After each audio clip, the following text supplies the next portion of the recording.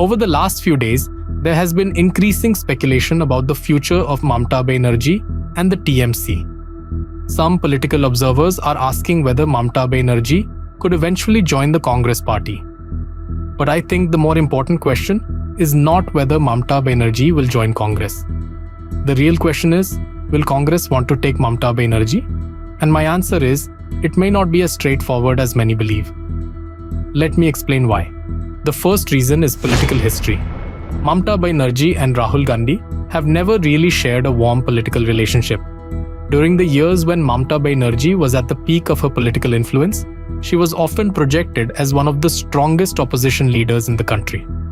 There was even a period when many people saw her as a possible prime ministerial candidate and the most significant challenger to Narendra Modi. During those years, I do not think Mamata Banerjee took Rahul Gandhi very seriously as a national leader, nor was she seen as particularly supportive of him or his leadership within the opposition space. Politics has a long memory.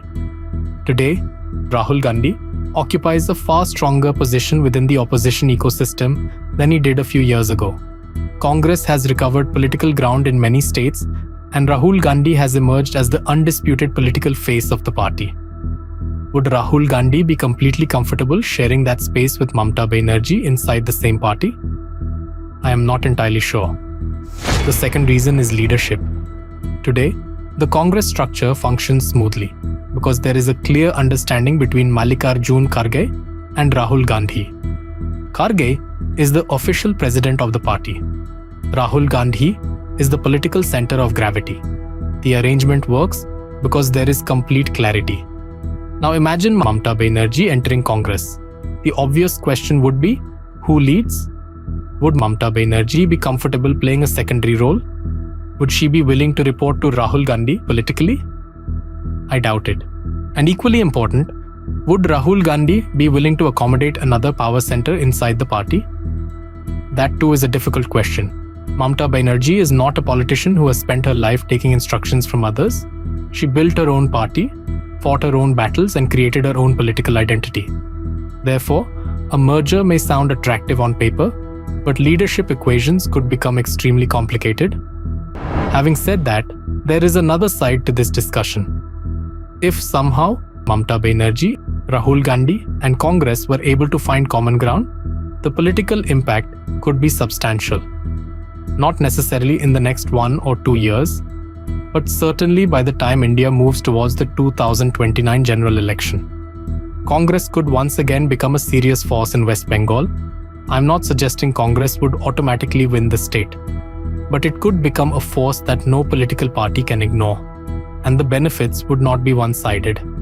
For Mamata Banerjee, such a move could potentially secure the long-term political future of leaders around her. Leaders such as Abhishek Banerjee, leaders such as Derek O'Brien, leaders such as Mahua Moitra. In fact, one of the strongest arguments in favor of a merger is the quality of parliamentary leadership that TMC possesses. Take Derek O'Brien, take Mahua Moitra. These are among the most articulate, aggressive, and effective parliamentarians in the opposition camp today. Their presence inside Congress would immediately strengthen the party's parliamentary performance, media visibility, and national communication capability. Congress would gain experienced fighters, and that is a valuable political asset. Now let us look at the larger democratic picture. For years, India's opposition space has remained fragmented. Regional parties have emerged, expanded, and then often struggled to grow beyond their home states. Many of these parties originally emerged from the Congress ecosystem itself. That is why some political observers argue that the long-term future of opposition politics may lie in consolidation. A scenario where leaders like Mamata Banerjee, Sharad Pawar, Supriya Sule, and others work under a broader national platform. Will that happen? Today it looks unlikely. There are too many egos, too many ambitions, and too many leadership questions. But from a purely strategic perspective, a larger and more unified opposition would certainly present a stronger challenge to the BJP. And perhaps that is the bigger debate. Not whether Mamata Banerjee joins Congress, but whether India's opposition eventually decides that unity is more important than individual political identities. That is the question Indian politics may have to answer over the next few years. Thank you for listening.